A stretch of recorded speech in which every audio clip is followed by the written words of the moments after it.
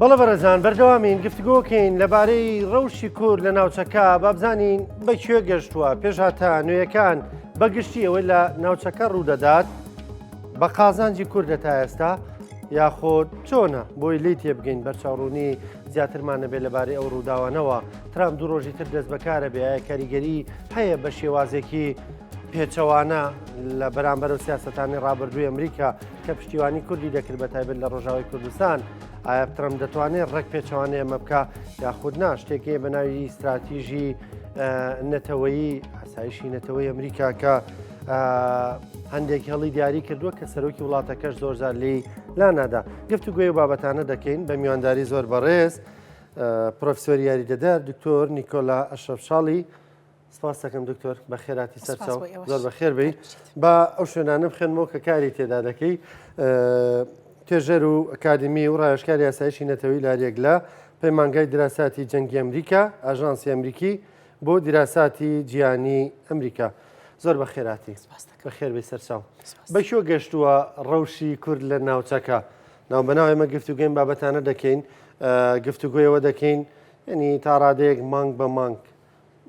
ئایا پشتیوانیەکان لە جێی خۆیەتی ئایا پێشبینیەکانی تۆ هەر لە جێگی خۆیەتی کە دەڵێی بە قازانجی کووردە ئەوەی لە ناوچەکە ڕوودەدا؟ کاگڕانکۆ من هەموو کات لە کۆتایی بەرنامەکان ناوتومەم قۆناغی زێڕینی کووردە بوو مەرجەی سەرکردە سیاسەکانمان حەکیمانە مامەڵە بکەن بەڵام ئێستا عکسێکەمەوەی خەمە سەرەتای بەرنامەکەت بەکردداری ئەم قۆناغی زێڕینی کووردە و سەرکردە سیاسەکانمان ئاماژە سەرەتایەکان پێمان ئەڵێ کە بەکردداری توانیویانە بە حەکیمانە لەگەڵ دۆخەکەیان مامەڵە بکەن ڕاستە بەشێکی مامەڵەکردنەکە ئەوەیە کە پێی ئەوتێ بەکارهێنانی عەقڵێتێکی استراتیژی بۆ ڕێخستنی دۆخەکە و مامەڵەکردن لەگەڵ دۆخەکە بۆ ئەوەی لانی کەم بە قازانج بۆ گەلەکەمان کۆتایی پێبێ و بەشێکی تری بابەتەکەش بریتێ دۆ فشارانەی کە ئەمریکا لەسەر سەرکردە سیاسەکانی کورد لە ناوچەکە دروستی ئەکا بە تایبەتتر سەرکردە سیاسەکانی باشووری کوردستان کۆی ئەو دۆخەی کە ئێستا ڕوئەیە جارێکی تر جەختی لەسەرەکەم و هەروەک 2 ساڵ لەمەوە پێشوتم ئەم قۆناغی تەقینەوەی ڕۆژهەڵاتی ناوەڕاستە قۆناغی گۆڕانکاری گەورەیە و کۆی ئەو دۆخەی کە ڕوئەیات پێمان ئەڵێ دۆخەکە لە بەرژەوەندی کووردە و جارێکی کەش ئێڵەم و ئەم قۆناغی زێڕینی کووردە ئاماژە سەرەتایەکانی بە تەواوەتی دەرکەوتووە بە جۆرێک ئاراستە ئەگرێم کە لە کۆتاییە ئەزمموی خۆسەر لە ڕۆژ ئاواجێگیر ئەکری و باشووری کوردستانی شەرێمی کوردستان ئەزمونونەکە بەهێسترە بێتەوانێ جێگیرەکرێ چۆن؟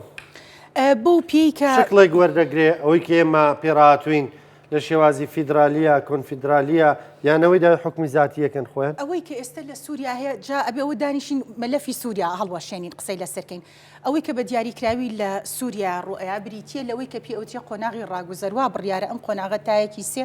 بەردەوام بێ ئەوەی کە لە سووریا هەیە بریتە لە دەسەڵاتی ئەمری واقع ینی دەسەڵاتێک سووریا بەڕێوە ئەبان نەک حکوومەتێکی کاتی چکە هەموو ئاماژەکان جیاوازیە لە نێوان حکوومەتی کاتی لەگەڵ دەسەڵاتی کاتی ئەو دەسەڵاتێکی ئێستا سووریا بەڕێوە ئەبا بریتێ لە دەسەڵاتێکی میلیشیایی گەرایی کە هەڵگری ئایدۆلۆژیەکی ئاینی مەزهبی توندڕەوە بەڵام خۆی بە جۆرێکی تر ئێوێ نمایشکا بۆ دنیای دەرەوە ئێستا باسی ئەوەش ئەەکەین ئەوەی کە لە سووریا ڕوئەیە لە قۆناغی ڕاگوزەرە بەڵام ئاماژە سەرەتایەکان پێمان ئەڵە ئەگەر هاتو ئەبم دۆخە بەردەوام بێت پێ ناچێ ناوخۆی سووریا ئارامی بەخۆیەوە ببینێ لە یەک حاڵەتە ئارامی بەخۆیەوە ئەبینێ ئەو کاتێک کە وڵاتانی زلهێز بە دیاریکراوی ئەمریکا لە ڕێگەی ئەنجومەنی ئاسایشەوە خۆتی هەڵقورتاندن کا بوو ئەوەی دۆخی ناخۆی سووریا ڕێک بخات ئەوەی کە ئێمە لە سووریا چاوەڕێ ئەەکەین کەوا پێویستە چی ڕووبات بەپی ئەو ڕێکارە یاسایە ناوخۆین و دەوڵەتیانی کە قۆناغی ڕاگوزەر حکومەکە ئەمە بابەتێکە کە لە ڕووی یاسای و سیاسی و ئەبێ ڕووبا لە ڕووی استراتیژیەوە دۆخێکی کەشمانەیە لە سووریا ئەو دۆخی کە پێوترێ دیفاکتۆ ئەمری واقع ئاماژە سەرەتایەکان پێمانەڵێ ئەبوو محەممەد جۆلانی طبعا لای من هەر ئەبوو محەممەد جۆلانی ئەچکە ئایدۆلۆژیای نەگۆڕیەوە بە ئەحمەد شەرع هەرگیز تا ئێستا نەگۆڕاوە تا عکسەکەی ئەسەلمێنێ ئەبوو محەممەد جۆلانی ئێوک و بەشێک لە پرۆسەی سیاسی لەناو سووریا خۆی جێگیر کات بوو ئەوەی لە ئایندەیە ئەگەر هاتو دام و دەستگاکانی دەوڵەت پێکێنران و جێگیر بوون خۆی لەسەرەوەی هەرمی دەسەڵاتەکە بێ لە کاتێکە ئەمە بۆ وڵاتێکی وەکو سووریا بۆ دۆخێکی ئێستای وەکو سووریا کە گروپە چەکدارە هەمە جۆرەکان باڵا دەستنتیایە لە چەند ناوچێکی جیاواز و چەند ئیتنونەتەوە و ڕەگەزێکی جیاوازی تێ ئەم بابەتە لەوە ناچێ بابەتێکی هەروە ئاسان بێ ئەبوو محەممەد جۆلانی ئەوەی کە ئەیکا وتارەکانی ئەبم جۆرەیە ئەڵێ ئێمە سووریایەکمانەوێت کە سووریایەکی دیموکرات بێ باوەڕی بەفری بە دیموکراتیە بێت و لە هەمان کاتەگەلانی سووریا بە مافەکانی خۆیان بگەن ئەمە وتارەکانێتی بۆ دنیای دەرەوە کۆمەلگای نێودەوڵەتیوە بۆ وڵاتانی هەرێمیش یعنی ئەوێت ئەوەی کە پێی ئەوتێ پەیامی دڵنیایی بۆ وڵاتانی هەرێمی بنێرێت لەگەڵ بۆ کۆمەلگای نێو دەوڵەتی و بۆ دۆخی ناوخۆی سووریاش تا ئێستا ئێمە ئەیبینین ئەوەی کە پێوترێ پەرتەوازەی پەرشۆبڵاوی نایەکانگیریەک لە دۆخی سووریا هەیە بە بەڵگی ئەوەی تا ئێستا شەڕ و پێکدادانەکان لە نێوان پێکاتەکانی سووریایە کە گرنگترین و سەرەکیترینیان هێزەکانی هەسەدە ئەو هێزانی کە پیانەوتری هێزی نیشتیمانی سووریا کە پاڵپشتی کراون لەلایەن تورکیاوە ئامادەیە کوی ئەم بابەتانە پێمان ئەڵەوە لە هەمان کاتە ئەوەی کە ئەبوو محەممەد جۆلانی لە یەکێک لە چاپێکەوتنەکانە بەڕوونی ئاماژەی پیاڵە ئێمەوا چاوەڕوان ئەەکەین کە هەڵبژاردن بۆ 3 بۆ 4 ساڵی کە دوا بخرێ نووسینەوەی دەستور کارێکی قورسە و لە هەما کاتیشان لە دیوێکی ترا ئەیبینین خەریکی دامەزراندنەوەی ئەو دام و دەستگانی دەوڵەتە کە وا پێویستەکە میکانیزم و ئالیەتی تایبەتەوێ بە دامەزراندنی ئەم دام و دەستگا و ئەم وەزارەتانە لەوانە وەزارەتی ناوخۆ لەگەڵ وەزارەتی بەرگری سووری کۆی ئەمانە پێمانەڵێ ئەمە ئاراستەیەکە کە محەممەد جۆلانی ئەیگرێتە بەر بەڵام لە واقعی کردداری بابەتەکە شتێکی ترە یەمەوە سەر ئەو باوە تاوکەم مەسەری ئەوەی ئایا ناوخۆی سووریا بە چه ئاراستێک ئاراستە ئەگرێت تاوەکو دام و دەستگا حکومیەکان جێگیر نەکرێن ئەوەی کە پێوترێت دەستەیەکی پێکێنەر بۆ نووسینەوەی جەمعی تەسیسی بۆ نووسینەوەی دەستور دانەندێ و لەگەڵ ئەوەی کە ئەم ڕێکارانە کرا هەموو پێکاتەکان بەشداری تیا ئەکەن دەستور نووسرایەوە جۆری وڵاتەکە دیاری کرا دوای ئەوە دیاری ئەکرێت کە هەر لایەن و پێکاتێ مافەکانی چۆن دیاری ئەکرێەوە سیمای دەوڵەتەکە چۆن ئەبێ وتارە سەرەتایەکان پێمانەڵە سووریا سووریایەکی یەگرتووە لە کاتێکە بە هەمان شێوەی وڵاتی فیدراڵی شەر یەکانگیری وڵات ئەهێڵێتەوە شکلی دەوڵەتەکەش سادە بە هەر ئەهێڵێتەوە بەڵام ئەوەی کە پێشبینی ئەکرێت لە سووریا شتێک بنیاد ئەندێ ئەوەی کە پێوترێت سۆفت فیدرالیزم ئەمە پێشنیاری ئەمریکایە بۆ سووریا سۆفت فیدرالیزم یعنی ئەگە وڵاتەکە ئەبێ بە سیستمێکی لامەرکەزی دوو جۆرمان هەیە لامەرکەزێکی سیاسیمان هەیە لامەرکەزێکی ئیداریمان هەیە ئێمە ئەزانین ئەزمموی خۆسەر بە لامەرکەزی ئیداری کە بریتە لە شۆڕکردنەوەی دەسەڵات ڕازی نابێ ئەوەی کە ئەوێ بریتە لە دابشکردنی دەسەڵات لامەرکەزیە سیاسیەکە ئەم لامەرکەزیەتە چ لە چوارچێوەی سۆفت فیدرالیزما بێ کە زاراوەیەکی نوێویەتە ناو بەڕێوەبردن و سیستمی سیاسیەوە یا ئەبم ڕێگەیە مامەڵە ئەکاد یاخود ئەوێت ئەوەی کە پێی ئەوترێ نزیک ئەبێتەوە لە ئەتوانی بڵێ هەر ئۆتۆنۆمی یعنی خۆ بەڕێوەبەری بۆ جۆری کە بتوانێت ئەو ناوچانی کە لە ژێر دەسەڵاتی خۆیەتی و ئەوانی کە لە داژدا هاتوو شایەتە ژێر دەسەڵاتی بۆ جۆرە بەڕێوەبرێ ببات لەگەڵ پاراستنی هێزەکانی هەسەدە کۆکو خۆی بمێنێتەوە بەڵام بە میکانیزمێکی تر تێکەڵ بە هێزەکانی وڵاتی سووریا بکرێ باشە دکتۆر لەگەڕەوە بە قسەکانی سەرەتات وتت ئەگەر سەرکردەکانی کورد حەکیمانە مامەڵە بکەن و وا دەردەکەوێت سەرکردەکانی کورد ئێستا حەکیمانە مامەڵە دەکەن وتت ئەمریکیەکان لەمڕۆوە زۆر پشتیوانی ئەم سەرکردانە دەکەن و لەگەڵیاندان و فشاریان لێکن بە تایبەت بۆی کە کۆبنەوە پەیوەندیەکانیان باش بکەن ئێمە لە چوارچەوەی بەرژەوەندەکانی ئەمریکا داین و ئەمریکا دەیەوێت ئێمە بەهێز بین کۆک بین تەبا بین ئەوەی کە ئەمریکا ئەیکە ئەمریکا هیچ هەنگاوێک نانێت تا دووسێ بابەتێ لی دڵنیانە بێ یەکەم ئەو هەنگاوی کە ئەینە چه خزمەتێک بە ئەمریکا ئەکا دەرهاویشتەکانی چی ئەبێ بۆ ئەمریکا ئایا ئاسایشی نەتەوەی ئەمریکا ئەپارێزێت یاخود ناپارێزیە ئەلەم چوارچ طبعا ئەمریکا بەس خۆینە ئەمریکا و ئیسرائیل و هاوپەیمانەکانی تریان لە ناوچەکەیە لەم چوارچێوەیە ئەمریکا جوڵەکانی خۆی ئەکا ئێمە ئەزانین ئەم ناوچەی ڕۆژەڵاتی ناوەڕاست بە دیاریکراوی ئەو ناوچەی کە پێ ئەوتێن ناوچەی کەندا و هەموو دەرچە ئاویەکان و ئەو ڕێگایانەش کە ئەماگەێنێتە سەر دەرچە ئاویەکان و ئەو ناوچانی کە دەوڵەمەنە بە ئەوەی کە پێوتێ نۆبل ئلیمنتس یعنی پێکاتەی ئەو پێکاتانی کە پێکاتی باڵا ینی دەوڵەمەنە بە نەوت و گاز ئەم ناوچانە بەپی پرەنسیپی کارتەر ئەمریکا ئەیپارێزیە لەبێ ئەمە بریتێ لە درێژکراوەی ئاسایشی نەتەوەی ئەمریکا و ئیسرائیل و هاوپەیمانەکانیان لەبەر لەو ڕوانگەی و ئەمریکا هەمیشە دەستێوەردانەکە لە سیستەمە سیاسەکانی ئەم ناوچانە لە پشتگیریکردنی پێکاتەکان لەو چوارچێوەیە پشتگیریکردنی کورد بۆ پێیکە نەتەوەیەکین خاڵین لە ئایدۆلۆژیای پەڕژیری و توندڕەوی و لە هەمان کاتە هاوپەیمانێکی باشین و جوگرافیاکەشمان دەوڵەمەندە بۆ بابەتەی کە پێی ئەوتێ نۆبل ئلیمنتس و لە هەمان کاتە ئێستا جنگاوەرانی کورچی هێزەکانی هەسە دەبێ لەگەڵ هێزەکانی پێشمەرگەی کوردستان ئەوانن کە پیان ئەوترێ گارد ئۆف دە پرۆسپەریتی یعنی پارێزەرەکانی گەشەپێدان ئەوەی کە پێوتێ حڕاستی ئیزدیهار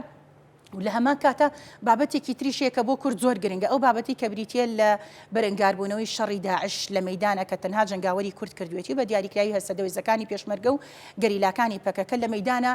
سلماندویانە کە ئەتوانن بەرەنگاری ئەم هێزە ڕاوانە بنەوە لەبەرەوە لەو ڕوانگەیەوە ئەمریکا دەستێوەردانەکە و پشتیوانیشمانەکە و ئەم پشتیوانیە بە شێوەیەکی ئارەزومەندانە بەردەوامە بێ بە هەماهەنگی و هاوکاری لەگەڵ سەرکردە سیاسەکانی کوردە بە دیاریکراوی لە باشوور و لە ڕۆژئاوی کوردستان بە پێچەوانەوە بە فشار ئەیکا و ئەوەی کە کردی لەگەڵ پارتی دیموکراتی کوردستانە. چی کرد لەگەڵ پارتی دیموکراتی کوردستانە کەواتە ئێمە ئەزانین پارتی دیموکراتی کوردستان هێزیەکە قوڵایەکی استراتیجی هەیە لە ناو باشووری کوردستانە و لە هەمان کاتا هێزێکی سەر بەخۆشی لە ناو ڕۆژئاوای کوردستانە دروست کردووە ئەوەی کە پێوتری ئەنەکەسە هێزێکیشی بۆ دروستکردن بە ناوی هێزی ڕۆژەوە کەم هێزە من پێم ناخۆشە ئەم قسەیەکەم بەڵام بەڕاستی وایە ئەم هێزە کوردی کۆی پارچەکانی کوردستانی تیاوە غیری کوردیشی تیا لە حکوومەتی عێراقیەوە موچەی بۆ وەرەگیرێ لە بودجێ هەرێمی کوردستانەوە موچیان بۆ دابی نەکرێ بەڵام ئەم هێزەیەزێکی نیشتیمانی کوردی نییە بۆ پێی کە بەڵگە و دۆکۆمنتەیە کە ئەم هێزانە تورکیا وەکو مرتەزەقە بەکاریان ئەهێنێەوە ئەو بەڵگە و دۆکۆمنتانەش بۆ نمونە لە لیبیایە کە گیراون ئەندامانی هێزەکە بینراون کە ئەمانە هێزێکی مرتەزەقن عنی بەکرێ گیراون و ئەمەش لە یاسانی و دەوڵەتی و ڕێکەوتنامی جنێفامە بابەتێکە بوار پێنەدراوە ئەمانە ئەجوڵەنە دەستێوەردانەکە لە ناو ڕۆژئاوای کوردستانە جوڵەکانی ئەنەکەسە کە بریتێ لە جێبەجێکردنی ئەجەنداکانی تورکیا لە ڕۆژئاوای کوردستان و بە جۆری بە دیوێکی ترا کە فەرمان لە پارتی دیموکراتی کوردستانەوە وەرئەگرێ دۆخی ناوخۆی ڕۆژئاوای کوردستان ئەزمموی خۆسەری ئەشلاقان بە جۆرێک کە یەکوتاری یەکانگیری وتاری نێوماڵی کوردی لە ڕۆژئاوای کوردستان بەرامبەر حکوومەتی ناوەندی سووریا کە ئێستا دەسەڵاتێکی گروپی یعنی ئەوەی کە پێوترێ فەسائل میلیشیایی توندڕە و حکمی ئەکا ئەم یەکانگیری ناوماڵی کوردی تێک ئەیە یعنی ئەوەی کە پێوترێ یەکوتاری ماڵی کورد لە هەمان کاتە ئاستەنگی دروستەکرد بۆ پێی کە ئەنەکەسە یعنی نوێنەرایەتیان هەیە لە ئەفرینە و لە هەمان کاتە لە زۆر دۆخە دژایەتی ئەو ئەزمونە خۆسەرە ئەکەن کە لە ڕۆژئاوای کوردستانە لە کاتێکە ئەزمموی خۆسەر و هێزەکانی هەسەدە سەرکردایەتی و ئەندامەکانیان ئاپارێزێ ئەمە وای کرد کە ئەمریکا دەستێوەردان کا بە شێوەیەکی ڕاستەوخۆ داوای لە سەرۆکی پارتی دیموکراتی کوردستان بەڕێز مەسعود بارزانی کرد کە بە شێوەیەکی ئارەزومەندانە سەرەتا وەکو داواکاری چەند ساڵێکە پێشکەش کراوە کە لەگەڵ هێزە کوردیەکانی ڕۆژئاوای کوردستان بە دیاریکراوی لەگەڵ بەڕێز مەزلوم عەبدی دابنیشێ بۆ ئەوەی ئەو مەترسی و ئەوەی کە پێی ئەوترێ نیگەرانیانی کە لە نێوانیانە هەیە بڕەوێتەوە بۆ ئەوەی لانی کەم ئەوەی کە پێوترێت درێژکراوەی جوگرافی لە باشووری کوردستان بۆ ڕۆژئاوای کوردستان بێ کێشە دروست بێەوە لە هەمان کاتە هێزەکانی پێشمەرگەی کوردستان کە جارێکی تریێتە ناو هاوکێشەکانەوە تاواکەری هێزەکانی هەسەدە بن و هەسەدەش تاواکەری هێزەکانی پێشمەرگەی کوردستان بێ بۆ ئەوەی ئەو ڕێڕەوەی کە بریتیە لە ڕێڕەوی گواستنەوەیکی وزەی جیهانی و ڕێڕەوێکی بازرگانی جیهانیە کە لە گەروی مەلەقەوە دەست پێ ئەکا بە زەریای هەندیانی بە هەنداتی ئەپەڕێیەتە کەنداوی عەرەبی لەوە سەرەکەوێتەوە لە بەسراوە بۆ کەرکووک لە کەرکووکەوە بۆ تەلەعفەر و چەنگالێەوە بۆ هۆڵ و حەسەکە تا ئەو ئاستی کە بە چەند ڕێگایەکەوە ئێستا ئەمریکا بژاردەیە تا دەستێکی ئەمریکا ئاگاتە سەر حەوزی دەریای سپینا و ڕاست ئەو درێژکراوە یەن نەبچڕە بە پێچەوانەوە ئەگەر هاتوو کورد ملکەتی ئەو داخوازیانە نەبێ ئەو وەختە گۆڕانکاریی گەورەی سیاسی ئەبینین لە باشووری کوردستانە نەک لە ڕۆژئاوا یانی ئەو دانیشتنی کەواتە لە نێوان بەڕێز مەسعود بارزانی و مەزلوم کوبانی ڕوویدا لەسەر داوای ئەمریکیەکان بوو لەسەر داوای ئەمریکیەکان بوو ئەمە یەکەم دانیشتن نیە پێشتر دانیشتێکی نهێنی کرایمە لەبەر ئەوەی کە بابەتەکە پەیوەندیدارە بە ئاسایشی نەتەوەییەوە بۆی تێک نەدرێت لەلایەن هێزە ئەقلیمیەکانە بە بە شێوەیەکی نهێنی لەم دواییە کۆبوونەتەوە دوای ئەوە نوێنەری بەڕێز مەسعود بارزانی چووە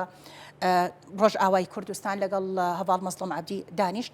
دواتر ڕاستەوخۆ بوو ئەوەی کۆی نیگەرانیەکان بڕەوێتەوە جەنابی مەزلوم عەبدی بەڕێزیان هاتنە کوردستان هاتنە باشوور ئەو کۆبوونەوەیان کرد و کۆبوونەوەکە لەسەر چەند خاڵێکی گرنگی وردی هەستیار بۆ یەکێک لەوانە شێوازی بەشداریکردنی ئەنەکەسە لەناو وەفدە کوردیەکانە و بەشداریکردنیان لە دەسەڵاتە هێزەکانی ڕۆژ چۆن مامەڵیان لەگەڵاکرێ یەکێک لەو بابەتانەکردنەوەی ئەوەی کە پێی ئەوترێ معبەری سمێڵکە ئەو لە هەمان کاتا شێوازی مامەڵەکردنی باشووری دەواازەی سمێڵکە دەکرێتەوە وا پێشببینی ئەکرێت و ئەمریکا داوای ئەوەی کردو چکە مازانین سێ دەواازەی سەرەکی هەیە کە ئەمریکا ئەتوانی بیکات بە درێژکراوی جوگرافی خۆی لە باشووری کوردستانەوە لەگەڵ ئەوەی کە پێوترێ لەگەڵ عێراق بەرەو سووریا یەکێک لە دەواازەکان دەواازەی سمێڵکە کە سەلامەترین دەواازەیە و هیچ مەترسێکی و هەڕەشەیەکی تیرۆری لەسەر نییە و ئەوانی کە ئەو ناوچەیەیان گرتووە لە دیوی ئەم ئۆدیشۆ کوردن هاوپەیمانی ئەمریکان لەبەرەوە ئەگەرێکی زۆرە بکرێتەوە باسی چی تریتیا کراوە هەندێک زانیاری ئەمەژە بۆ دەکەن داوای ئەوە کراوە کە ڕێگە بدرێ هێزی ڕۆژ و ئەنە کەسە لەوێ چالاکیەکانیان فراوان بکەن و هێزی ڕۆژ بگەڕێتەوە بۆ ڕۆژاوای کوردستان. ئەنە کەسە بە هیچ جۆرێک لە جۆرەکان ڕێگریان لێ نەکراوە لەوەی کە چالاکیە سیاسەکانی خۆیان ئەنجام بدەن، بەڵام ئەو هێزەکانی ئەنە کەسەیە کە لە ڕۆژئاوای کوردستان بە پێچەوانی بەرژەوەندیە باڵەکانی مامەڵە ئەکەن بەنسبەت هێزەکانی ڕۆژیشەوە. ئێمە یان یەک بابەتێ زۆر جەختی لەسەرەکرێتەوە، هەم کۆمەلگای نێودەوڵەتی هەم ناوخۆی سووریا هەم تورکیاش زۆر جەختی لەسەرکاتەوە بگرێ کردوێتی بە پاسایەک بەدەستیەوە کە هێرش کاتە سەر ڕۆژئاوای کوردستان و هێزەکانی هەسەدە ئەوەیە کە چەکداری بیانی لە نێو ئەم هێزانەیە ئامادە، ینی ئێمە زانین هێزەکانی ڕۆژ یعنی لە دنیاشتی وانە بۆ هێزێکە ڕاستە کۆی کوردەکانی پارچەکانی کوردستانی تیا و لە هەما کاتا غەیرە کوردیتە، بەڵام مەسەلەی گەڕانەوەی هێزێکی سەربازی بۆ ناو خاکی وڵاتێکی تر بابەتێکی هەروە سانانی ئەمە بریتە لە تێپەڕاندنی سنوورێکی نێودەوڵەتی نێوان دوو وڵات ئەگەر لە ڕووی جوگرافیای سیاسی و ڕێکەوتنامەی دووقۆڵی زۆر کێشەی نەبێ. ئەحمد شەرع لەبەرەوە بۆ خۆی گروپێکی تیرۆریستیەوە لە هەمان کاتای مەوتارەکانی بەڕێز مەسعود بەرزانیمان بینی کە ڕاستە و خۆ لەبری ئەوەی کە وتار بۆ بەڕێز مەزلوم عەبدی ئاڕاستەکە دەستخۆشی لێکا پشتیوانی و پشتگیریکە پشتگیری محەممەد جۆلانی کرد بۆ پێیکە وتی ئێمە چاڕوانتان لێ وەکو دەڵێ با و برینە نەکولێنینەوە ئێستا خۆشبەختانە ینی ئاهێک هەیە ئەو بەڕێز بارزانی لەگەڵ مەزلوم عەبدی کۆبووەتەوە وەرەقە کۆنەکان دابخرێت وەرەقە کۆنەکانە بێ دابخەین ئێستا قسە لەسەر ئەم چەند ڕۆژە دەکەین ینی لانی کەم شتێکەیە هەمومان دڵمان پێی خۆشە کە سەرکردەکانی کورد لەگەڵ یەکتردا دادەنیشن. دانیشتەکە دوو دیوە دیوێکی ئەوەیە کە زۆرم لێ بەڕاستی بۆ ئێمە زۆر ناخۆشە بەڵام دیوە گشتێکەکەی ئەوەیە کە ئێمە وتارێکی چاوەڕی ئەوەین کەوتارێکی یەکێتی نەتەوەی کورد بۆ ئەم قۆناغەلانی کەم لە نێوان باشوور و ڕۆژئاوای کوردستان ئامادەی هەبێ کە بە دیوێکی ترە کاریگەریە بێت لەسەر باکوور و ڕۆژەڵاتی کوردستان و تەنانەت کوردستانی سوور ئەوەی کە ئێمە من بۆ خۆم لەگەڵەمەیان ئەوەی کە ڕوویاوە لە پێشووترە ئێمە ناڵین لاپەڕەکە بدڕێ ئەم لاپەڕێدا بخرێ قۆناغێکی نوێ لە دەست پێکردنایە ئەم قۆناغەوە ئەکاتکە هەرێمی کوردستان ئەو هەژمونگەرایی کە تورکیا هەیەی بەسەر خاکی کوردستانە بە دیاریکراوی ئەو ناوچەی کە پێی ئەوترێ زۆنی زەرد پێم ناخۆشەواڵم بە زواقعی فاکتۆیە بەسەر زۆنی زەرداهەیەی وردە ئەو هەژمونە کەم ئەبێتەوە ئێمە وتارەکانی دوێنەی تورکیا لە بەشێک لە ڕۆژنامەکانە ئەوە لە بەشێک لە ڕاگەندەکانە ئەبینین کە بە شێوەیەکی ڕاستەوخۆ هێرشکردنە سەر سەرۆکی پارتی دیموکراتی کوردستان و حکوومەتی هەرێمی کوردستانی تیا بۆی کە لەگەڵ تیرۆریستەکانە کۆبوونەتەوە بۆی کە وردە لە ئاڕاستەی بەرژەوەندی وڵاتانی هەرێمی دەرئەچەن هەڕەشان لێ ئەکرێ بە شێوەیەکی ناڕاستەخۆ ئەم قۆناغە دەرفەتە بۆ ئەوی پارتی لە ژێر هەژمونی تورکیا بێتە دەرەوە من گومانم لە وەژنێ پارتی دیموکراتی کوردستان دیفاکتۆ یەک واقعێک وای لێ کرد کە ملکەچی تورکیا بێ لە کاتێکا بۆ خۆی ئەزانیەوە بە ئەمری واقعیش بینیوێتی کە تورکیا فشار لەسەر حکوومەتی هەرێمی کوردستانەکە لە زۆر ڕوانگە وای لێ ئەکات تەنانەت هەندێک مامەڵە و هەڵسوکەوتی پێچەوانی بەرژەوەندیەکانی پارتی دیموکراتی کوردستان لەبەرەوە ئەمە ئێستا دەرفەتە بۆ پارتی دیموکراتی کوردستان بە هەمان شێوە بەنسبەت یەکێتی نیشتیمانی کوردستان ئەو کۆبوونەوەی کە لە نێوان بەڕێزان بافڵ تاڵەبانی سەرۆکی یەکێتی و سەرۆکی حکوومەتی هەرێمی کوردستان بەڕێز مەسعود بەرزانی ئەنجامدرا ئەمەش بریتیە لە درێژکراوەی ئەو کۆبوونەوانی کە ئەمریکا ڕێکی ئەخا لە نێوان سەرکردە سیاسیەکانی کووردا دەرەنجامەکەی باش بووەوەش ئەوەی کە ئەزین دەرەنجام تۆ خەڵک دڵەوە پرسیاری لێ دەکاوەگەوەی دکتۆر نیکۆلاش دانیشتی بێت لە ئێمە مامەڵە لەگەڵ ماکو لێکەوتەکانە ماکو لێکەوتەکان پێمانەڵێ بەخوێنەوەی مە وێنە بچووکەکەیە وێنە گەورەکەش ئامادەیە وێنە گەورەکە پێمانەڵە ئەبێ ناوخۆی هەرێمی کوردستان وەکو بەشێک لەو ڕێڕەوەی کە ئەمریکا بەکاری ئەهێنێ بۆ گواستنەوەی وزە بۆ پاراستنی ئاسایشی نەتەوەی خۆی و ئیسرائیل و هاوپەیمانەکانی پێویستی بە ئارامی ئەم مەنتیقەیە لەبەرەوە وا چاوەڕوان ئەکرێت دەرەنجامەکان ئیجابی بێ جا ئیجابی بوونەکە یا ئەوە تا ئارەزوومەندانەیە یاخود لە ژێر فشارە بەڵام لە دەرەنجامە دانیشتنەکان دەرەنجامەکانی باش ئەبێت لە قازانجی بەدیهێنانی بەرژەوەندیەکانی ئەمریکا و ئیسرائیل و هاوپەیمانەکانێتی بە دیوێکی تریشا لە قازانجی کووردا ئەبێت لەبەرەوە بەڵە دەرەنجامەکانی باشە بێ هەردوو کۆبوونەوەکە دەرەنجامەکانی باشە ئەوەش هیوای هەموو کوردێکە بێگومان وەکو بینیمان سەرکردەکانی کورد لە چوار پارچەی کوردستان دڵخۆشی خۆیان دەربڕی بە و قاعدەی جەماوەری کۆی هێزە سیاسەکانی کوردستانیش بەڕاستی عنی و خۆشی کە دەرئەبڕدرێ و ئەو پشتیوانی کە جارێکی تر چکە ئێمە ئەو بابەتی مەسلەی یەکانگیری سەرکردەی سیاسی کورد پەیامە لەسەر چەند ئاستێک پەیامێکە بۆ ناوخۆ کە پشتیوانی گەلزیە ئەبێەوە پەیامێکە بۆ ئاستی هەرێمی بۆ وڵاتانی هەرێمی و تەنانەت بۆ حکوومەتی ناوەندی سووریاش کە لەسەر دروست بوونە و بۆ ئاستی نێودەوڵەتیش ئەمریکا و هێزەکانی هاوپەیمانان و ئیسرائیلیش ئاسانترەتوان مامەڵەمان لەگەڵا بکەن. دکتۆر هەستین هەندێک لەو قسانەمان لەسەر نەخشە زیاتر ڕوون بکەینەوە پێکەوە فەرموو. هاوکارانم نەخشەیەکیان بۆ ئامادە کردوین هەندێک لە زانیارانی کە تۆ ئاماژەت پێکرد لەسەر نەخشە زیاتر ڕەنگە ڕوونتر بێ بفەرموو دکتۆر. ئەوەی کە ئێمە ئەمانەوێ ئاماژەی پێبین نەخشەکە چۆن بێ نەخشەکە یەک تۆز بچووک بکرێتەوە بۆ ئەوەی ئەم مەسەلەی هاوکێشەی بتوانین ڕوونی کەینەوەی کە بەنسبەت کە تورکیاچی ئەوێ لە سووریایە حەزەکەم باسی ئەوە بکەین باشە و لە هەمان کاتە ئەمریکا چیمان بووەکە لەم ناوچەیە کە منەڵم لە دەرەنجامان بێت تورکیا ئەفرین چۆڵکە عزاز چۆڵکە ئەبێت ڕێگە باکە کورد ئەلم باڵەوە دەستی بگا بەسەر حەوزی دەریای سپیناوە ڕاست بە تایبەتر لە لازقیەوە ئەمە ڕوونیەکە مچکە بۆ پێی کە ئێمە ئەو ناوچەیە لە بنەڕەتە ئەم ناوچانە ناوچێکی کوردین بەڵام بە درێژایی مێژوو کە ئەوەی پێوت تێگۆڕینی دیمۆگرافی بەسەرا هاتووە وان لێ کردوون تانەنات لە خەیاڵدانی ئێمەشە بابەتەکان کاڵ کردوتۆک و ناوچێکی عەربی تەماشایکەین ئەمریکا مەبەستێتی لە دوورگەی مەلەقەوە کە لە نێوان سنگافورە ئیندۆنیزیا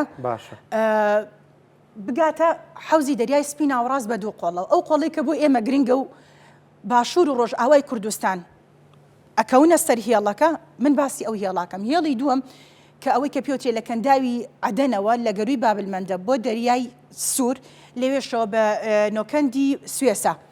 سەر ئەکەوێتەوە قۆڵێکی تری لە منتیقەی ئەفریقاوە ئەوەی کە بۆ نمونە مەسر بۆیە هەموو کات من ئەمود بەرژەوەندەکانی ئەمریکا لە نێوان دوو قۆڵە قۆڵێکی مسرە قۆڵێکی عێراقا و ناوەڕاستی شار وڵاتانی گەشتین بە دەریا هەریان بەڵێ ئەگەین بە دەریا لێرە چی گرنگە تەڵام بە تێکەڵی باسەکەم و دوای ئێستاشمەوە خوارەوە لە کەندای عەرەبیەوە جارێ ئاماژەی پێمەوە لە گەروی مەلەقەوە ئێمە ئەو لەو بەندەرەوە ئەم هێڵە یەتێڵێکی بازرگانی یعنی هێڵەکە ئەوەی کە پێوترێ مەڵتی تاسکە یعنی فرە بەکارهێنانە فرە بوارە یەکێک لەوانە بۆ نمونە بۆ گواستنەوە و جوڵەی بازرگانیە دانێکی تریشان ئامانجێکی تریش لێ بۆ گواستنەوەی وزێ ئەوەی کە پێی ئەوترێ گرێدانی دنیای ڕۆژ ئاوا بە ڕۆژ هەڵاتەوە بە کولفەیەکی کەمتر بە خێرایەکی زووتر بە ڕێگەیەکی سەلامەتتر بەرهەم ئەهێنێ بۆ لەبەرو ئێمە کاتی خۆی خەتێکی ترمان هەبوو کە بریتی بوو لە هێڵی گواستنەوەی وزە لە ئاسیاوی لە ڕۆژهڵاتەوە بۆ دنیای ڕۆژ ئاوا تورکیا دەواازەکەی بوو تورکیا ئەم هێڵەی لە چەند ڕوانگەیەکە وەکو فشار بەکارهێنا لەسەر یەکێتی ئەوروپا ئەیکرد بە فشار بۆ ئەو لە ناتۆیا وەکو ئەندام وەربگیرێ جارێکی تر بەرامبەر بە ئەمریکا بەکاری ئەهێنایە بۆ پێی دەواازەی سەرەکی گواستنەوەی وزەیە و جارێکی تر کارتی ئەوەی کە پێوتێ کارتی کۆچ جارێکی تر ئەو کارتەی بەکار ئەهێنا فشاری لەسەر ئەمریکا و ئەوروپا و هاوپەیمانەکانی ئەکرد و ئەندامانی ناتۆ ئەکرد کە پشتگیریکەن لە جەنگی لە دژی هێزەکانی هەستەدە و کورد لە ناوچەکە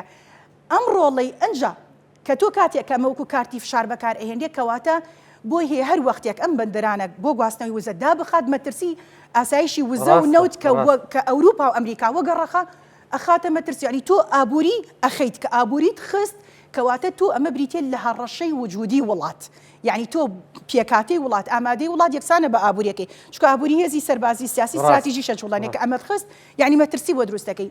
ئێستا تورکیا ئەزانێت ئەلەم هاوکێشەی وە دەرەندێ بۆ وە دەرەندێ تەقینەوە شەڕی غەزە ئێمە ئێران بەکردداری ئێران خزمەتێکی زۆری کوردی کرد لەم قۆناغابی ئەوەی بەخۆی بزانێ وەبی ئەوەی مەبەستی بێت لەوەی کە ناکۆکیەکانی غەزە ئەوەی کە پێوترێت تۆفانی ئەقسا بۆ کورد بوو بە خێر و بەرەکەت بۆ کورد یەکێکە لەو خاڵانی کە زۆر باشە و زۆر ئیجابێ من پێم ناخۆشە و ڕوودا و کارەساتی ڕوویا بەڵێ بەکردداریش مەسەن ئەگەر لە ڕووی یاسانیەوە دەوڵەتیەوە تەماشایکەوەی ئیسرائیل کردوێتی جینۆسایدە من کۆڵی لێ ناکرێ بەڵام ڕووداوەکە خۆی وەکو ڕووداوێکی سیاسی سەربازی لە ناوچەکە بە قازانجی کورداشکاوە لەبەرەوە دوای ئەوەی کە ئەم تەقینەوەی ڕوویاوە لەو سەریشەوە ئێمە جەنگی ئۆکراین و رووسیامان هەیە لەسەر ئەو ناوچانی کە پێوتێ ئۆکرانیای سوود بەخش هەرێمی دۆنباس بە دیاریکراوی بەڵێ بۆی بگاتە سەر حەوزی ئەوەی کە پێوترێ ئازۆف و دوورگەی قرمی لێ و دوای بۆ دەریای ڕەش و لێوە ڕێڕەوێکی تری هەیە بۆ سەر حەوزی دەریای سپیناوە ڕاستە ئەوش بەرژەوەندیەکانی رووسیا بەڵام من باسی تورکیاکەن چکە تورکیامان بۆ گرنگە کاتێک کە ئەو جەنگە ڕوویا وزە لە ئەوروپا بڕا ئێمە ئەزانین ئەوەی کە متابعە بکە بە دوواداچوون کە ئەزانێ قەیرانی وزە لە ئەوروپا دروست بوو و لە هەمان کاتا کێشە و ئاستەنگیەکی زۆر دروست بوو بۆ ئابووری ئەمریکا و ئەوروپاش بۆ پێی کە ئەمان پشت بە وزە ئەبەستن و لە هەمان کاتە ئەو ئینقلابە ئەسکەریانە و دەدا ئەسکەریانی کە لە بۆ نمونە لە نێجیریا ڕوویا ئەوەی کە لە سوودان ڕوویا ئەوەی لە لیبیا ڕوویا ئەمانە کاریگەری ڕاستە خۆیان هەبوو لەسەر بەدەستخستنی وزە بۆ وڵاتانی ئەوروپی بەتایبەتر بۆ ئەڵمانیا بۆ فەرەنسا کە زۆر پشت بە بۆ بابەتە ئەبەستە کە پێوترێ وزەی ئەتۆم بۆ پێی نێجیریا دەوڵەمەنە بە وزەیە و لە هەمان کاتە کۆی ئەمانە وای کرد کە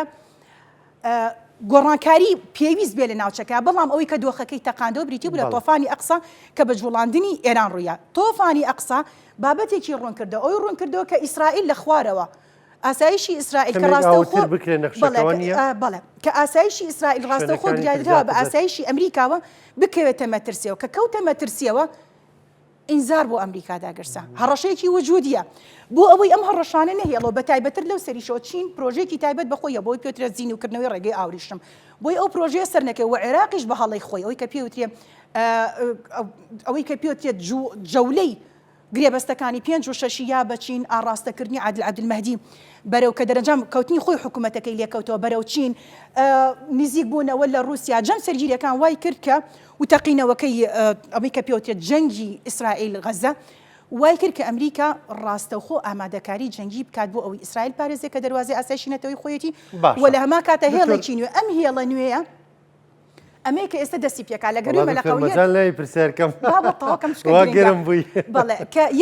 یەتە خوارەوە لە یەتە بەسرا لە بەسرایەتە کەرکووک بۆیە جارێکی تر ئەیڵێمەوە دەرفەتەکە دەرفەتی زێڕینی کووردە ئەگەرێکی زۆرە پێشمەرگە بگەڕێتەوە کەرکووک لە چوارچێوەی ڕێخستن و لێکتێگەشتنیەکی نێودەوڵەتی کە ئەمریکا سەرپەرشتیەکە دوای نەهێشتن و پەرتەوازەکردن و لە ناوبردننی میلیشیاکانی حەشدی شەعبی ئەگەرێکی زۆرە بۆشای ئەمنی دروستە بێ لە ڕووسیاسی و ئەسکەری پێشمەرگا گەڕێتەوە تۆ مەلە بە مەلەفەکەی تۆ من پرسیار ناکەم ێستا و قسەیت کە دەڵی پێشمەرگە دەگەڕێتەوە بۆ کەرکووک ئەمە گرنگە بەڕاستی یعنی چۆن بە چ پێوەرێک بە بڵێن واقع ئەمەمان پێ دەڵێ ئێستا واقع پێمانەڵێ ئەمریکا ڕێگەیەکی نوێی دۆزیوەتەوە بۆ گواستنەوەی وزە لە ئەو جوڵە بازرگانی ئێستا باسم کرد لە گەروی مەلەقەوە ئەچێتە سەرەوەی کە پێوترێ زەریای هەندی یعنی بۆ هەند 100 میلیارد دۆلاریشی یاوە بەندستان کە دەرچێت لەوەی لە برێکسەکە و ئەو پرۆژەیە جێبەجێکا و جێبەجێکردنی پرۆژەکەەوە تامەی بین لەسەر ئەرزی واقع پرۆژێ ئەوەی کە پێوترە ڕێگەی ئاوریشم کە هەرێمی کوردستان و ڕۆژاوی تا دەرەکرا و ڕاستەوخۆ تورکیا و قەتەر و هەنێ وڵاتانی تر لێ سوودمەند دەبوون ئەو پرۆژەیە نەما یەک قۆڵی باسەکە من ئەم پرۆژەیە تەکەنداوی فارس عەرەبی ئەلێوە لە بەسراوە لە بەندەری فاوە هێڵەکە دروستە بێتێتە کەرکووک کرد لە کەرکووکەوە ئەم هێڵە درێژ ئەبێتەوە ئەچێتە تەلەعفەر باشە لە تەلەعفەرەوە ئەچێتە شەنگال باشە لە شەنگالەوە ئەچێتە هۆڵ لە هۆڵەوە ئەچێتە حەسەکە کە ئەچێتە حەسەکە وا دروست کراوە وا وێنا کراوە کە بگاتە حەلەب لە حەلەبەوە بۆ سەر حەوزی دەریای سپی ناوەڕاست بەڵام پێش هاتەکان کە طبعاً ئەوەی کە لە سووریا ڕوویاوە لە هاتنی هەتەشە بۆ سەردەسەڵات و ئەو دۆخێکی ئێستا ڕوویا و خۆت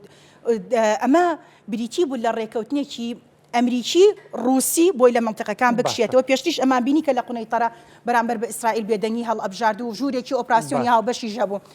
ئەمە بەم جۆرە ئەگا بەڵام ئێستا دۆخەکە پلکێشیەکانی تورکیا کە ئیکا لە ڕۆژئاوی کوردستانە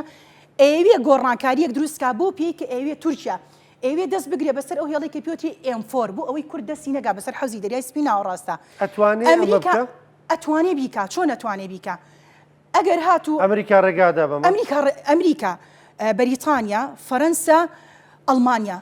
ئامادەیان هەیە لە سووریا بوار بەمە نادەن بەی جۆرێک لە جۆرەکان تورکیا ئەمریکا ئێستا ئەیکا فشارە دکتۆرەوەی کە لەبارەی کەرکووک ئاماژەت پێ کرد ڕێکەوتنەکەی سوودانی لەگەڵ بریتیش پترۆلیۆم هیچ پەیوەندێکی بۆ هەبوو ئەزین چۆنە حکوومەتی سوودانی عێراقی بەڕاستی ڕۆژهەڵاتی ناوەڕاست بەگشتی سەرکردەکانیان لە نێوانیانە سەرکردی عێراقیەکان هیچ عەقڵیەتێکی سیاسی استراتیجی دوورمەودایان نییە نە لە ڕووی ئیدارەدانەوە نە لە ڕووی ئابووریە و نە لە ڕووی سیاسی و سەربازیە ئەوەی کە پێوترێ لەگەڵ بریتیش پترۆلیۆم یعنی تۆ کە ڕێکەوتنەکەی ئەم ڕێکەوتنانە بۆچیە بۆ بەرفراوانکردنی کێلگەکانە ئەم کێلگانە ئەمریکا بۆ خۆی مامەڵەی لەگەڵاکە ئەمە بیرمان نەچێت کاتی خۆی ئەم هێزە جەمسەرگیری کە ئەکرا بۆ نمونە لە بینی ئەمریکا بەریتانیا هەمیشە ئەمریکا هەوڵیاوە کە برا گەورە بێ بەڵام برا گەورەیەکی خراپ بەنسبەت کوردەوە بە تایبەتە چونکە مەزان لێکەوتەکانی سایکس-پیکۆ دیوێکی بەریتانیە بەسەر کووردا شکاوەتەوە ئەمێکی ئێستا ئیکا بەس بۆ بەرفراوەکردن ئەگەر نا بەرهەمهێنانی نەوت و گاز لەو کێڵگانی کە لە باشووری کوردستانە هەیە ئەوەی کە پێوترێت نۆبل ئەلیمنتس ئەم پێکهاتانە ئەمریکا خۆی دەستی بەسەراگرێ ئەگەڕێنەوە بۆ سەر استراتیژی ئەمریکا چێوێ ئەم دۆخە چی بکەم چ سوودێک بە ئەمریکا گەێنێ چۆن بەرژەوەندەکان پارێزم بەرژەوەندەکانی ئەمریکاوا پێویستەکە دەست بەسەر کەرکووکا بگرێ باشترین هاوپەیمان کە هەماهەنگ و هاوکاری بێ بریتیە لە هێزە کوردیەکان یەکێک لەو بابەتانی کە ئەمریکا فشاری لەسەر ئەکا لە نێوان کووردە ئەوەیە کە بیر ڕێکەوتن لەسەر کەرکووک بکرێ مەخاڵ یەکەم دوو بە درێژایی ساڵانی ڕابردوو کە ئەمریکا باشە پرچەکی هێزەکانی پێشمەرگەی کرۆ داوای ئەکرد یەک بگرێتەوە بۆ ئەوی بچکە هێزەکانی پێشمەرگە بەشێکن لەوەی کە پێوترێ گارد ئۆف دە پرۆسپەریتی یعنی پارێزەرانی گەشەپێدان سەربازانی پارێزەری گەشە پێدان ئەمێ زەکاتی خۆی تەمانەوە وا بڕیار بوو کە لە ئەنجومەنی ئاسایش هاوپەیمانێکی بۆ دابمەزرێ بەڵام دواتر بینیان کە ئیلتیزام دروستەکە وڵاتان وتیان نەخێر وەکو ناونانێک لە دەریای سووریا لەم هێڵانەیە بۆ پاراستنی گواستنەوەی وزە ئەم دۆخێکی ناوازەیە پێم وایە 100 ساڵ جارێک دروستە بێت مامەڵەکردنی سەرکردە سیاسەکانی کورد تەنانەت کارکردنی هێزەکانی هاوپەیمانان و ئەمریکا بۆ یەکگرتنەوەی هێزەکانی پێشمەرگە ئەلەو چوارچێوەیە بوو بۆیە تا ئێستا دام و پاڵپشتی بەردەوامە مامەڵەکردنی حەکیمانەمانەوە باشە ئەمەی کە هەیە لە چوارچێ بەرژەوەندەکانی ئەمریکاداین ئەمای خۆشحاڵێ بەڵام چه ئەمریکایەک هەمان ئەمریکا کە دوو ڕۆژی ترەم دێتە سەر حکم هە زۆر باشێتە سەر حکم پیرۆزی بێ لە قازانجی کوردایە لەبەرەوەی ئێمە یەک بابەتەیە ئەخە ترم بەو کەسایەتیە ناسراوە کە بڕیارێک دەدا چاوەڕوان نەکراوە بۆ جۆرە چاوەڕوان نەکراوە هەندێکیش دەڵێن ترمپی ئێستا ترمپی 4 ساڵ لەمەوە بەرنیە ئەزین چۆن یەک بابەتێ ترمپ هەمان ترمپە وەکو کەسایەتی وەکو سایکۆلۆژی وەکو پێکاتە بەڵام استراتیجی و بەرژەوەندی ئەمریکا لە ناوچەکە گۆڕاوە ئێمە وەکو کورد کێشەی چیمانەیە کێشەی ئەو یادەوەریەمان هەیە کە بەردەوام لە ناویە ئەخولینەوە بۆ نمونە 7 ساڵ لەمەوە پێش ڕووداوێک ڕوویا ئێمە تا ئێستا ڕووزینەوە ئەبێ وا پێویستکە هەڵستین هەنگاوی یاسایی سیاسی استراتیجی بنین و دیدگای ئایندەمان لەسەری بنیادین قۆناغەکە لەو سەردەمەیە کە حکوومەتی ناوەندی سووریا ئامادەی هەبووە بریتی بۆ لە دابەشکردنی ناوچەی هەژمۆن وا پێویستی کردووە کە بۆ نمونە ئەمریکا پشتیوانی کورد نەکا لە کە لە ئەفری بمێنێتەوە بکشێتەوە بۆ ناوچەکانی ڕۆژهەڵاتی فورات بەڵام ئێستا گەر تۆ تەماشا بکەی ئەو ڕۆژەی کە مەترسی کەوتە سەر کۆبانی ڕاستەوخۆ ئەمریکان پێشتی ژاماژەم پێ بازنەیەکی ئەمنی بە دەوری کۆبانیا دروست کرد لە ئێستەوە ئێڵم بە هیچ جۆرێک لە جۆرەکان کۆبانی ناکەوێت لەگەڵ ئەوەی کە تورکیا هەوڵێکی زۆر ئەیە داخوازیەکی زۆری هەیە نەکەوتنی کۆبانی فرە ڕەهەندە ڕەهەندێکی پەیوەندیدارە بە ئامادەی فەڕەنسیەکان لەگەڵ بەریتانیەکان لەگەڵ ئەڵمانیەکان و ئەمریکا لە ناوچەکە ئەی پارێزە چکە ئەمریکا ئەوێ ئەو هێڵێکی پێوتری M4 بۆ گەشتن بەسەر حەوزی دەریای سپینە و ڕاست بیپارێزەوە هێڵێکی تریشیە ئەوەی کە لە حمس و حەما و یەتە خوارەوە ئەلێەوە جارێکی تر دەستی بگاتەوە سەر حەوزی دەریای سپینە و ڕاستەوە لێرەش هێڵێکی کە سەرەکەوێتەوە بۆ لازقیە کە پێڵەن M1 ئەم منتیقەیە لە ژێردەستی هەتەشە گروپێکی تیرۆریستیە تا ئێستا ئەمریکاش وەکو گروپێکی تیرۆریستی نایناوە لەبەرەوە سوود لەمە نابینێ هێڵی ئینفۆرمان بۆ ئەپارێزیە هەتەشە هێزەکانی تەحریری بەڵێ هێزەکان کوردکراوی ئەوەی بەڵێ لەبەر ئەوە دەستی کورد ئەگا بەسەر حەوزی دەریای سپینە و ڕاست کە گەشت واتە دەستگەشتمان بەسەر دنیای دەرەوە و لە هەمان کاتە بەهێزکردن و بژانەوەی ئابووری ڕۆژئاوای کوردستان لەگەڵ باشووری کوردستان و بیریشمان نەچێ ئەو پێکاتی کە پێوترێ نۆبل ئلیمنتس ئەو پێکاتێکی زۆر گرنگە بۆ کورد نیشتیمانی ئێمە یەکێکە لەو شوێنە و ناوشانی کە زۆر دەوڵەمەندە بە گازی سروشتی جێگەی نەوتیش ئەگرێتەوە و لە هەمان کاتە هەنێک دراساتی تر کراوە کە ئەگەرێکی زۆرە کۆمەڵێ مادەی کانزایی قورسی نوێ لە کوردستانە ئاماژە سەرەتاییەکانمانەڵە دۆزراوەتەوە ئەوەش جاری کە پشتیوانیمانەکە و یەک بابەتی تریش مەسەلەی مەلەفی داعش کە تورکیا جەخت لەسەر چەند خاڵێک دەکاتەوە مەلەفی داعش ئەو بابەتی کانزایانەوەی کە باسەکرێت گوایە مادەی مس هەیە هەندێک دۆزراوەتە لە ناوچەی قەڵاتزێ ئەو بابەتانە بابەتێکی کۆنە بەس میدیا نییە بابەتی مادەی قورستر کە ئەتوانرێ بخرێتە بواری پیشەسازیەوە جارێ ئەوەی کە پێوترێت لە پرۆسەی گەڕانان و پێوتێ ئەمەلەی تەنقیب ئەگەر ئەلەوەیە بدۆزرێتەوە هاوکێشەکە زۆر بە باشتریش ئەگۆڕێت کێشە ئەوەیە دەڵێن نەو دەدۆزرێتەوە ژیانی خەڵکە گۆڕێ دەڵێن غاز دۆزرایەوە بیانی ژیانی خەڵک هەر خراپتر کاگڕان کۆ مەسەلەی ژیانی خەڵگەوەی کە من ئێستا باسەکەم هاوکێشەیەکی نێودەوڵەتی هەرێمی لە ڕووی نەتەوەیەوە من باسەکەم کێشەی خراپی ژیانی خەڵک پەیوەندیدارە بە خراپی عەقڵیەتی سیاسی و ئیدارەدانی هەرێمی کوردستانەوە گاز و نەوت لە باشووری کوردستانیش هەیە لە کەرکووک هەمانە لەو ناوچانە هەمانە کە کوردین بەڵام خێروبێرەکەی بۆ یەمەنی ئاگامان لێ نییە چی دەیە بەڵام لە ڕۆژئاوای کوردستان تۆ ئێمە لە حەسەکە هەتا بەشێکی زۆری کێڵگە نەوتیەکان ئەکەوێتە ئەو ناوچانی کە لە ڕۆژئاوای کوردستان لە حەسەکە لە دێرە زۆرەیە بەشێکی لە ژێردەسەڵاتی هەسەدایە ئەمانە بەکارهێنانەکەی ئیدارەدانەکەی یعنی عەقڵیەتی ئیداری ئەوەی کە پێوترێ بەڕەچاوگرتنی ژیانی ئابووری خەڵک و لەگەڵ بەرژەوەندە باڵانەتەوەیەکان سوودیان لێبینیوە مەسەلەی ئەوەی کە ژیانی خەڵک خراپ ناوێت پەیوەندی بە هاوکێشە سیاسیەوە خراپی ئیدارەدانە باشە دواپرسیارم لە خولێکێکا جوابم بیتەوە ئەماوەی نەخبەی هەرێمی کوردستان کەمێ تۆنەکەی بەرزترە گلەی دەکەن لە بەغداد ینی هەندێک قسە دەکەن کە پێشتر نەیان دەکرد هەر پەیوەندی بۆ پشیوانیانەی ئەمریکاوەیە ئەزین چۆنە هەرێمی کوردستان یە غەڵەتەکە لە برێ عقلێتی ئیدارەدان لە هەرێمی کوردستانە عقلێتێکی یاسایی سیاسی ئیداری کردداری نییە کە بتوانێت جی خۆی کاتەوە لە مەنتیقەکە بتوانێت ئیدارەکەی هەرێم با لەبەرەوە بە هەر پشتیوانێکی بچووک ئەگەر سەرەتایی بێ شاگەشکا بێت. ئەم شاگەشکەبوونە لێکەوتەکانی بەدیوێکی تر خراپ بە سەرماناشکێتەوە پشتیوانێکی سەرەتایی هەیە بە ناوچاری هێزە کوردیەکانی باشووری کوردستان لە ڕاستەوە بۆ چەپی ملکەچە بن بەخۆشی بێ بەتاڵی بێ ملکەچی ئەبن بەڵام ئەمە بۆمانە ئەمریکا پشتیوانیمان ناکا کە بەربەرەکانی حکوومەتی ناوەندکەین لەبەرەوە یەکێکە لە گەورە غەڵەتەکان و ئەم هەڕەشە و گوڕەشانەکردن و لە دەرەنجامی شایش دەرەنجامێکی نابێم گومانم لەوە نیە چوە قوڵایی استراتیژی هەرێمی کوردستان لە مامەڵەکردنی ناوخۆی عێراقە بۆ ڕۆژئاوای کوردستانیش بە هەمان شێوەیە. دکتۆر نیکۆلا شەفشاڵی سپاس دەکەم سپاس بامەدەبوونت سپاس بە ڕوونکردنەوەکارم نەمیشە لە دوای بەرنامەکان لەگەڵ تویاڵم هیوادارم ئەوەی کە تۆ دێڵی عمر باقی بێ و هەمووی ببینین گومانت لەوە نەبێ هەمووی یەتەدی بەشێکی شیکاری زانستی سیاسی استراتیژی ئەسکەریە سەربازیە و بەشێکی تریشی زانیاریە هەر لەسەر بنەمای داتا و زانیاری شیکاری ئەکرێت تۆ هەر لەسەر بنەمایە زوو تۆ ئازێتین و لە بەرنامە پێکەوە گفتوگوێن بابەتان ناکەین خۆشەویستان بەرنامەی پرسی ڕۆژمان پێشکەشکردن تا پێتانەگەین و کاتێک خۆشخواتان لەگەڵ. Fazla